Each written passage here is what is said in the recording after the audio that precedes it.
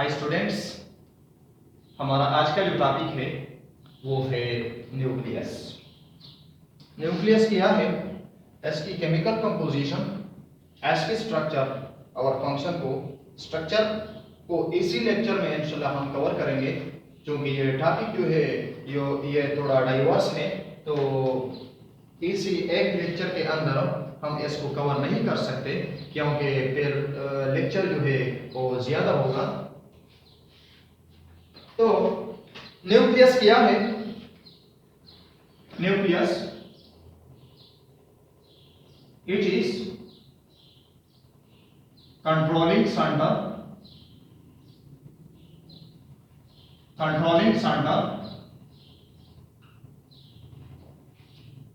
present inside the cytoplasm। ये एक controlling centre है जो प्रेजेंट होता है inside the cytoplasm. It control all the activities of cell। Cell की जितनी भी एक्टिविटीज है ये न्यूक्लियस परफॉर्म करता है, क्योंकि इसमें इट कंसिस्ट ऑफ और इट कंटेन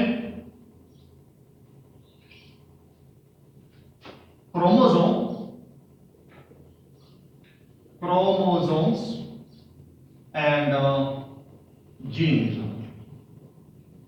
और एक जीन जो है it is composed of a sequence of nucleotides which are transfer different heritable characters from parent to their offspring। तो इसी क्रोमोसोम और जीन्स की वजह से nucleus all the activities of cell perform करता है। Means intracellular digestion,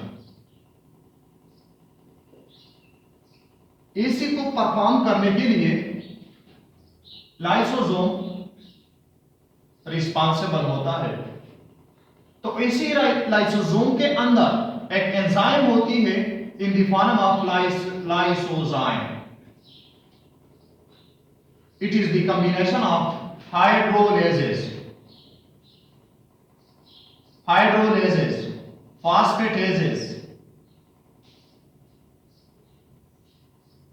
and sulfatases।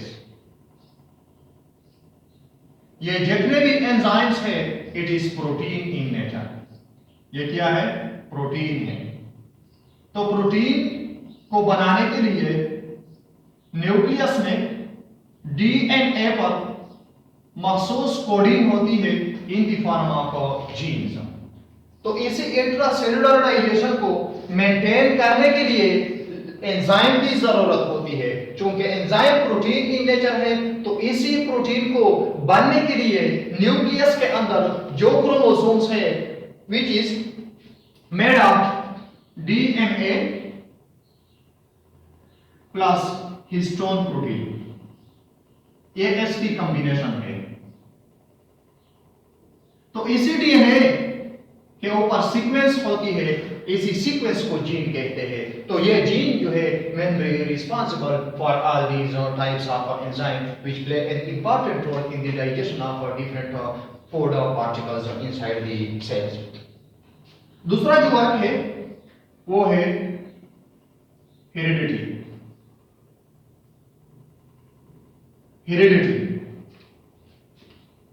Similar characters, transfer of similar characters from parent to their offspring। ये है हेरिडिटी। ये हेरिडिटी भी mainly maintained by the gene or a chromosome which is present inside the nucleus। दूसरा जो है वो है हेरिडिबिलिटी। ये है similar characters characters found between the individuals of same parent। एक ही पेरेंट के जितने भी ऑफस्प्रिंग होते हैं उसी के अंदर भी सिमिलर कैरेक्टर्स पाए जाते हैं। उसी सिमिलर कैरेक्टर्स को कंट्रोल करने के लिए भी जीन रिस्पांसिबल होते हैं। तो इसी प्रोसेस को कहते हैं हेरिडिटेबिलिटी। और थर्ड वन जो है वो है वेरिएशंस। वेरिएशंस ये है transfer of different character, different characters from parent to their offspring। या आप इस तरह भी हम कह सकते हैं कि different characters which is found between parent and their offspring, or characters which are differentiate parent from their offspring is also known as variation। तो ऐसी variation heritability and heredity as well as intracellular digestion और भी cellular activities हैं जिसको perform करने के लिए, for example cellular respiration जो है, सेलुलर रेस्पिरेशन में भी एंजाइम दरकार होती है। तो उसी एंजाइम को बनने के लिए डीएनए पर उसके लिए एक मखसूस सीक्वेंस ही होती है। इसी तरह अगर हम प्लांट सेल की बात करें तो प्लांट सेल में जो फोटोसिंथेसिस है, light reaction and dark reaction, it is the different steps. Now these different steps are mainly metabolized by, are mainly catalyzed by the different types of enzyme for which mostly gene are responsible present inside the nucleus। तो अगर हम इसकी size की बात कर ले, size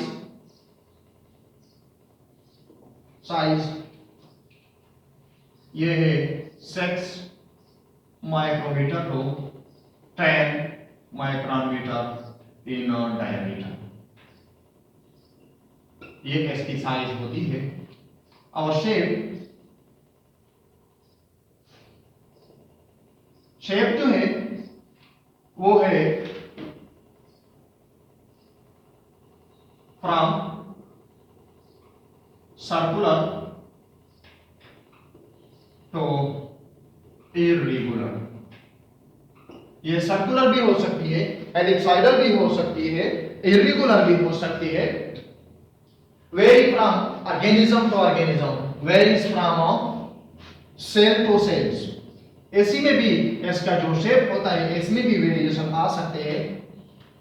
अगर हम इसकी नंबर की बात कर लें, नंबर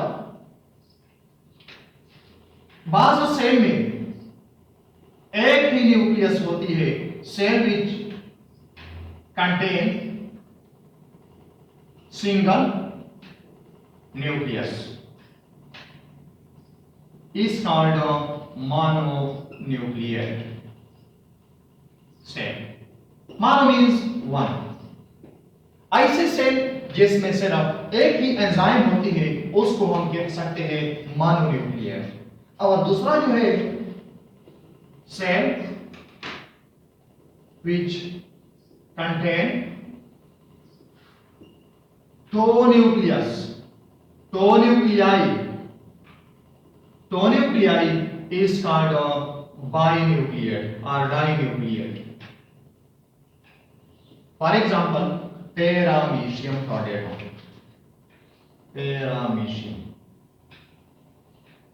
पैरामीशियम में एक प्रोटोजोन है, इसमें दो न्यूक्लियस होते हैं, माइक्रोन्यूक्लियस और मेगान्यूक्लियस। यह दो न्यूक्लियाई होती है। Micronucleus mainly responsible for the division of paramecium into two cells, और मेगान्यूक्लियस जो है ये different types of nutrients material, इसके लिए जितने भी एंजाइम दरकार होती है तो उसकी मेटाबॉलिज्म के लिए, तो मेगान्यूक्लियस जो है उसको बनाने में अहम किरदार अदा करता है। अगर हम इसकी स्ट्रक्चर की बात कर ले सॉरी, बाज़ सेल्स ऐसे भी है which contain multiple nuclei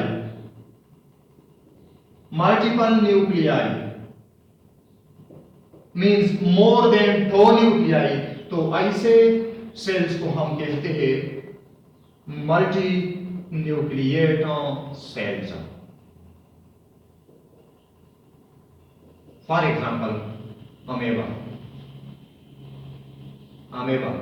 और दूसरा जो है वो है human muscular cells. Human muscles की जो सेल है वो भी है multi nucleate cells. Structure of nucleus,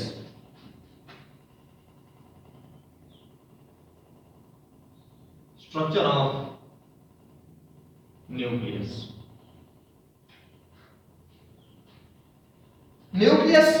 is it is composed of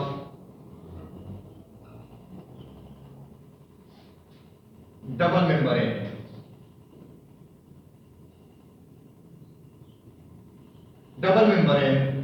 bounded structure, या यो भी हम कह सकते हैं ऑर्गेनेली, क्योंकि न्यूक्लियस जो है ये है largest organelle inside the cells. एक होती है आउटर मेम्ब्रेन और दूसरा जो है वो है इनर मेम्ब्रेन। इनर मेम्ब्रेन इसी को कंबाइनली हम कह सकते हैं न्यूक्लियर इनवेलप। एक इनवेलप है, इससे जो प्रीवियस की जो वीडियो है प्लास्टिड वाली, प्लास्टिड की भी इनवेलप है और न्यूक्लियस की भी इनवेलप है। तो इसी दोनों को हम डिफरेंशिएट करने के लिए इसको हम कहेंगे न्यूक्लियर इनवेलप और प्लास्टिड की जो इनवेलप है उसको हम सिंपली इनवेलप कहते हैं। तो इसका फायदा क्या है, ये membrane separate nucleoplasm from cytoplasm. अगर आपसे कोई क्वेश्चन कर ले कि प्रोकैरियोट्स में जो है उसमें तो न्यूक्लियर इनवेलप नहीं है, तो इसके जो डीएनए है वो किस तरह साइटोप्लाज्म के अंदर महफूज रह सकती है, although it contain different types of restriction enzymes। और यहां पर जो क्वेश्चन है, यहां पर ये न्यूक्लियर इनवेलप क्यों है, न्यूक्लियस के जितने भी कंटेंट है मीन न्यूक्लियोप्लाज्म जो है इसी को एक मेम्ब्रेन के अंदर क्यों बांधा गया है, इसको क्यों ओवरलैप किया गया है। It is why because cytoplasm contain different types of endonucleases enzyme. Now these endonucleases enzyme having the capability to digest the morphological structure of DNA as well as chromosomes। तो ये जितने भी endonucleases enzyme जो है ये act upon करते हैं into the chromosomes and DNA। तो फिर इसी DNA की DNA वाली स्ट्रक्चर नहीं रह सकती और हम सेल की ऐसी एक्टिविटीज को परफॉर्म करने के लिए डीएनए की अपनी ही शक्ल को बरकरार रखना बहुत ही जरूरी है, क्योंकि इसमें जितने भी जीन्स है बहुत सारे जीन्स है, मींस 21 to 24,000 जीन्स है which is mainly responsible for the production of 70,000 protein or 79,000 proteins to maintain the morphological structure or physical appearance of an organism। तो ये जीन जो है अगर इसमें म्यूटेशन आती है इसी एंडोन्यूक्लियस की वजह से, फॉर एग्जांपल एक न्यूक्लियस के बाहर कोई भी एनवेलप नहीं है इनसाइड द यूकेरियोटिक सेल, तो साइटोप्लाज्म में जितने भी एंडोन्यूक्लियस एंजाइम है उसी जीन को डिग्रेड करेंगे, मींस उसके न्यूक्लियोटाइड जो है उसी को एक ही जीन से उसकी डिलीशन होगी उसकी जो है बाज न्यूक्लियोटाइड जो है उसकी इंसर्शन होगी, तो इसी को हम म्यूटेशन कहते हैं, जो कि हम सेकंड ईयर के कोर्स में इंशाल्लाह डिटेल से पढ़ेंगे। तो यहाँ पर एसी न्यूक्लियोप्लाज्म की जो कंटेंट है साइटोप्लाज्म से सेपरेट करने के लिए न्यूक्लियर इन्वेलप जो है इसी न्यूक्लियोप्लाज्म को ओवरलैप किया गया है with the help of nuclear envelope.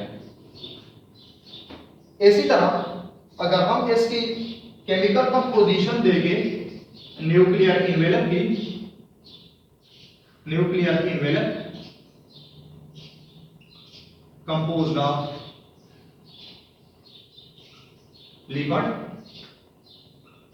and proteins, means lipoprotein membrane, lipoprotein membrane।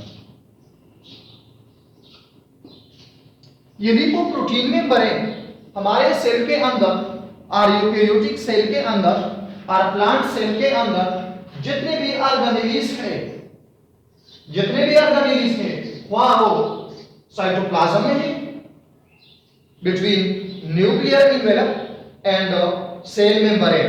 Cell membrane और न्यूक्लियर मेम्ब्रेन के इर्द गिर्द जितना भी एरिया है जिसको हम साइटोप्लाज्म कह सकते हैं, उसमें जितने भी स्मॉलर ऑर्गेनेलिस हैं और ये लार्जर ऑर्गेनेली जो है in the form of nucleus, इसकी जो इन्वेलप है ये क्यों लिपोप्रोटीन से बना है? तो इसका आंसर ये होगा कि सेल के अंदर डिफरेंट टाइप्स ऑफ एंटीजन की एंट्री होती है, उसी एंटीजन की इन्वेलप जो होती है वो लिपोप्रोटीन से नहीं बनती। तो सेल अपनी कंटेंट को रिकॉग्निशन, उसकी रिकॉग्निशन करने के लिए उसके जितने भी मेम्ब्रेन्स होते हैं साइटोप्लाज्म के अंदर वो बने होते हैं लिपोप्रोटीन से, mean to detect his own particles. अगर इस एंटीजन की एंट्री होती है, फॉर एग्जांपल बैक्टीरिया की एंट्री होती है, तो बैक्टीरिया का जो सेल वॉल है वो तो मेम्ब्रेन या पेप्टिडोग्लाइकेन से बना है या ग्लाइकोप्रोटीन, यहाँ पे लिपोप्रोटीन है, और बैक्टीरिया का जो सेल वॉल है वो है ग्लाइकोप्रोटीन। ऑटोमेटिकली जो मैक्रोफेजेस जिन्होंने ऐसी सेल को इंगल्फ किया गया है, तो वो लाइसोसोम डायरेक्टली अटैच करेगा, अटैचमेंट होगी उसी बैक्टीरिया के साथ to degrade into simpler product. ये है एक मेन रीजन। इसी तरह अगर हम ऐसी न्यूक्लियर इन्वेलप को देखें तो इसमें होते हैं स्मॉल पोर्स, जिसको कह सकते हैं न्यूक्लियर पोर्स। न्यूक्लियर पोर्स ये क्या है? ये स्मॉल पोर्स है, pores inside the nuclear membrane. क्यों ये न्यूक्लियर पोर क्यों है? क्योंकि न्यूक्लियस के अंदर मैसेंजर आरएनए बनती है, मैसेंजर आरएनए, और दूसरा जो है वो है ribosomal sub unit, ribosomal sub unit, larger सब unit and smaller sub unit, larger sub unit और smaller sub unit। ये दोनों सब यूनिट और मैसेंजर आरएनए, इसी तरह ट्रांसफर आरएनए के लिए जो मैसेंजर आरएनए दरकार होती है, और दूसरा जो है वो है small nuclear RNA, RNA small nucleolar RNA. इसी तरह न्यूक्लियोटाइड्स इनसाइड द न्यूक्लियोप्लाज्म। तो ये जितने भी आरएनएस हैं ये साइटोप्लाज्म में आके अपने काम जो है परफॉर्म करते हैं न्यूक्लियस के अंदर। इसी तरह मशीनरी नहीं होती जो मैसेंजर आरएनए को रीड कर सके, मैसेंजर आरएनए को रीड कर सके। तो इसी मैसेंजर आरएनए को प्रोसेसिंग करने के लिए बहुत ही एंजाइम दरकार होती है, जो कि ये एंजाइम बनती है साइटोप्लाज्म के अंदर। From the cytoplasm it get entry into the nucleoplasm. ये न्यूक्लियोप्लाज्म में चले जाते हैं। तो न्यूक्लियोप्लाज्म में चले जाने के लिए इसी न्यूक्लियर एनवेलप के अंदर ऐसे सुराख होने चाहिए ताकि वो न्यूक्लियोप्लाज्म के अंदर जा सके, या न्यूक्लियोप्लाज्म के अंदर न्यूक्लियस के अंदर जो मैसेंजर आरएनए बनती है, तो उसी से प्रोटीन बनने के लिए मैसेंजर आरएनए को साइटोप्लाज्म के अंदर आना होगा। तो इसी एस्केप के लिए during which messenger RNA escape from the nuclear envelope into the cytoplasm, इसी के लिए स्पेशल फोर्स होने चाहिए जिसको हम कह सकते हैं न्यूक्लियर फोर्स। यहाँ पे मेरा एक क्वेश्चन है जो कि बहुत ही कंसेप्चुअल क्वेश्चन है। अगर न्यूक्लियस के अंदर न्यूक्लियर फोर्स है, तो क्यों इसी साइटोप्लाज्म जो साइटोसोल है और न्यूक्लियोप्लाज्म के अंदर जितने भी कंटेंट है इसकी मिक्सिंग क्यों नहीं होती? ये मेरा क्वेश्चन है। न्यूक्लियर एनवेलप के अलावा दूसरा जो है वो है nucleoplasm. Nucleoplasm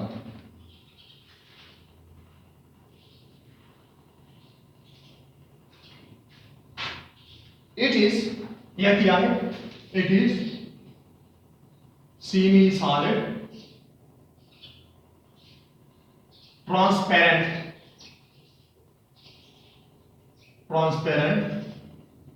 media overlap by nuclear envelope।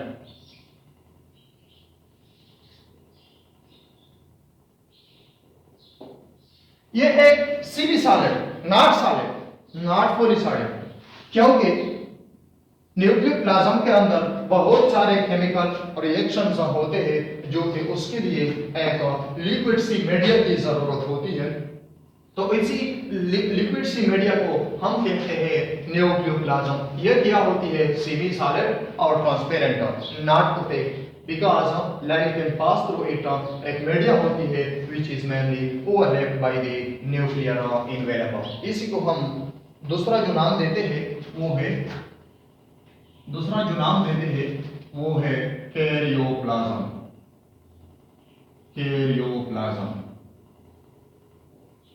Cairo mean nucleus, plasm mean fluid.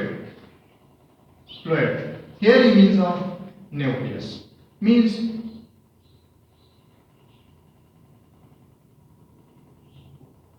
fluid inside the nucleus is called karyoplasm। fluid of nucleus, यो भी हम कह सकते हैं।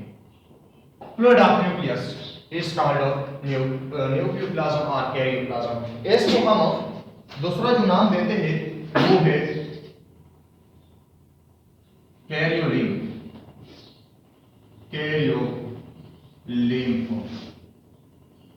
या तीसरा जो नाम है वो है न्यूक्लियर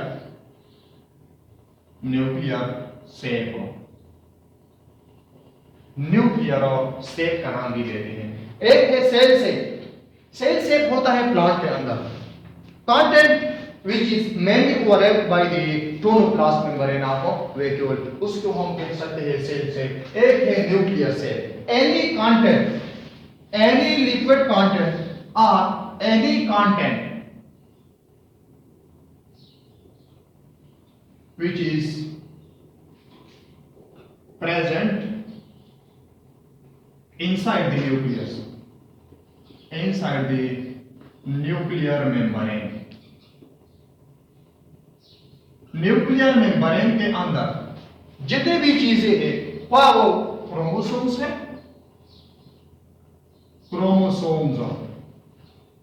या प्रोटीन्स है, या लिपिड्स है, या कार्बोहाइड्रेट है, hydrates are enzymes are replication machinery, replication machinery। ये जितनी भी अशिया है, जितनी भी चीजें हैं इस न्यूक्लियोप्लाज्म के अंदर, इसी को हम कंबाइनली कहते हैं न्यूक्लियर शेप, और ये इसकी केमिकल कंपोजिशन भी है, केमिकल कंपोजिशन। अगर आपसे कोई क्वेश्चन कर ले कि chemical composition of nuclear shape, तो आपका आंसर ये होगा कि उसी में बहुत सारे chromosomes, proteins, lipids, carbohydrates, enzymes, replication machinery, जितनी भी ये अशिया होती है इस न्यूक्लियोप्लाज्म के अंदर, इसी को हम कंबाइनली कहते हैं न्यूक्लियर शेप। ये एक न्यूक्लियर के स्ट्रक्चर में ड्रॉ कर रहा हूं यहां पे। ये है डबल मेम्ब्रेन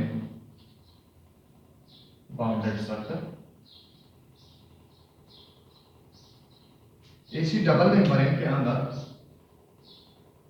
पोर्स होते हैं। अगर ये डिफरेंशिएटेड सेल है, एक होते हैं अनडिफरेंशिएटेड सेल्स और दूसरे होते हैं अनडिफरेंशिएटेड सेल। अगर ये डिफरेंशिएटेड सेल है, differentiated cell means specific for specific function, specified for proper function. For example, हमारे बोन मैरो के अंदर हेमेटोपोइएटिक स्टेम सेल्स है जो कि अनऑर्गेनाइज्ड एंड अनडिफरेंशिएटेड सेल्स है।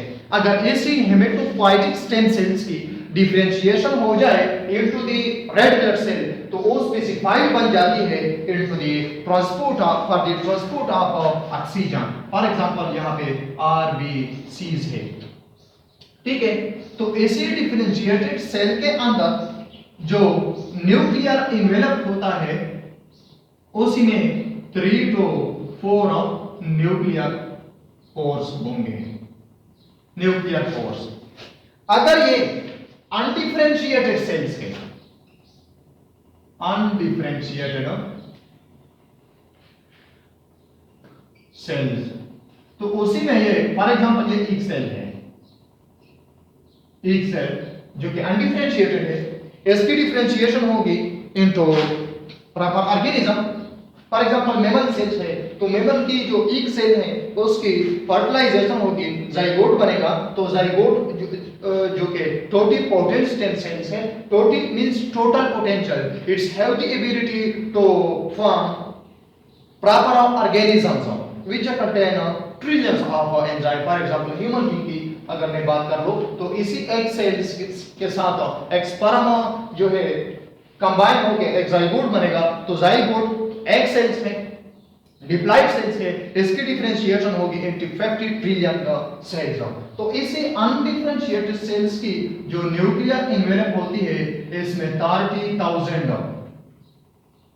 30,000 न्यूक्लियर पोर्स होंगे, न्यूक्लियर पोर्स, ठीक है। ये है आउटर मेम्ब्रेन, यह है इनर मेम्ब्रेन। कंबाइंड इसको हम क्या कहते हैं, न्यूक्लियर इन्वेलप। यह है न्यूक्लियर पोर्स, यह है इसमें फॉर एग्जांपल ये है क्रोमोसोम्स। तो इसी क्रोमोसोम्स पे जो डीएनए होती है ये है फॉर एग्जांपल डीएनए। इसी डीएनए की ट्रांसक्रिप्शन होती है इनको मैसेंजर ऑफ आरएनए। ये है मैसेंजर ऑफ आरएनए, ये है transcription by the action of transcriptase enzyme, जो कि पूरी मशीनरी होती है ट्रांसक्रिप्टेज एंजाइम। ये मैसेंजर आरएनए इसकी क्या होगी, स्प्लाइसिंग होगी। स्प्लाइसिंग इंशाल्लाह हम सेकंड ईयर की कोर्स में वहां पे हम कवर करेंगे। तो ये मैसेंजर आरएनए बाहर आके ये है साइटोप्लाज्म, साइटोसोल है, ठीक है। इसी मैसेंजर आरएनए के ऊपर अटैच होगा राइबोसोम सब unit.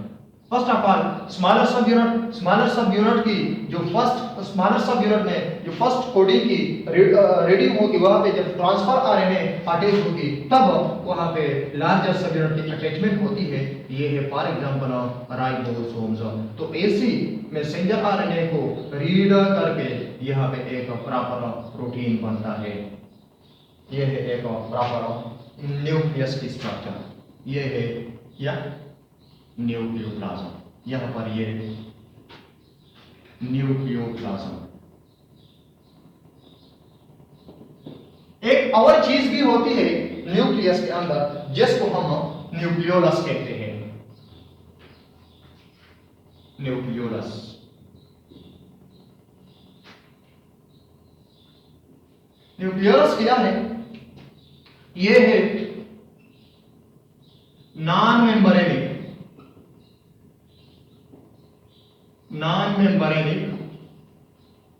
Dark strand body embedded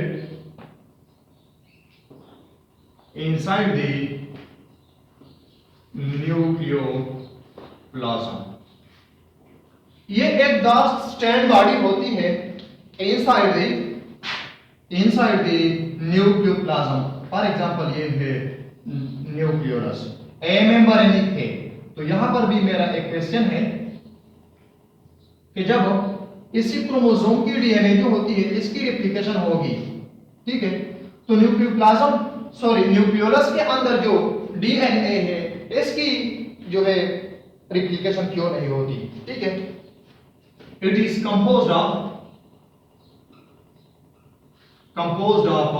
DNA, ठीक है, nucleolar DNA, RNA plus proteins. ये है इसकी केमिकल कंपोजिशन। अगर हम इसके एरियाज को देखें, it is composed of 2 area. First one है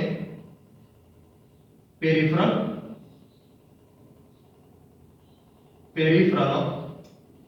granular area. Peripheral granular area, इसमें होते हैं प्रिकर्सर्स ऑफ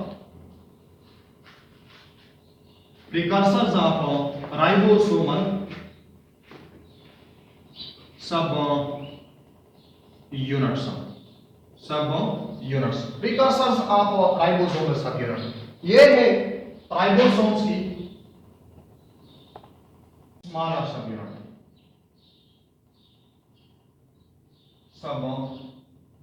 यूनिट, जो कि मेड फ्रॉम राइबोसोमल आरएनए और राइबोसोमल प्रोटीन्स। ये ऐसे मिल के बनी होती है। कौन कौन सी आरएनए होती है?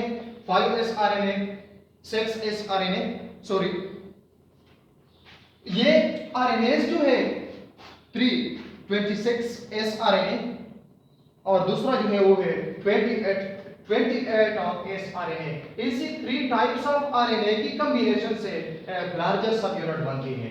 सॉरी, यहां पर मैंने स्मॉलर लिखा है क्योंकि ये है लार्जर सब यूनिट। इसमें इसी न्यूक्लियोलस के अंदर जो डीएनए है मेनली रिस्पांसिबल, ये है डीएनए ऑफ प्रिकर्सर राइबोसोम, किसकी? न्यूक्लियोलस की। यह है for example DNA of nucleus which is mainly responsible for the production of larger and smaller subunit of ribosomes. ये होती है 70% to 80% responsible for ribosomal RNA। चूंकि ये है स्ट्रक्चरल आरएनए, यहाँ पे एक और स्ट्रक्चरल आरएनए भी बनती है, ट्रांसफर आरएनए। न्यूक्लियोलस से तो ये नहीं बनती, ये तो मेन क्रोमोसोम से बनती है। लेकिन स्ट्रक्चर आरएनए की अगर हम बात कर ले, ट्रांसफर आरएनए है, राइबोसोमल आरएनए है, यहाँ पे स्मॉल न्यूक्लियर आरएनए है, स्मॉल न्यूक्लियोलर आरएनए है। तो ये जितने भी आरएनए है ये है स्ट्रक्चरल आरएनए। अगर हम मैसेंजर आरएनए की बात कर ले तो मैसेंजर आरएनए को हम कहते हैं functional RNA, because it is mainly responsible for the proper function of human body। तो ये पेरिफेरल ऑफ ग्रेनुलर एरिया है। सेकंड वन जो है वो है इनर और सेंट्रल फाइब्रिलर एरिया,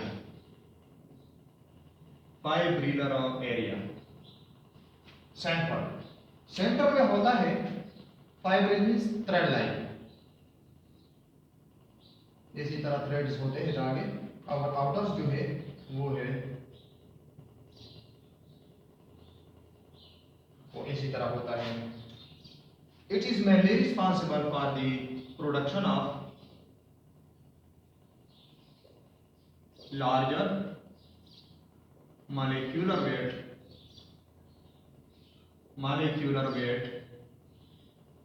RNA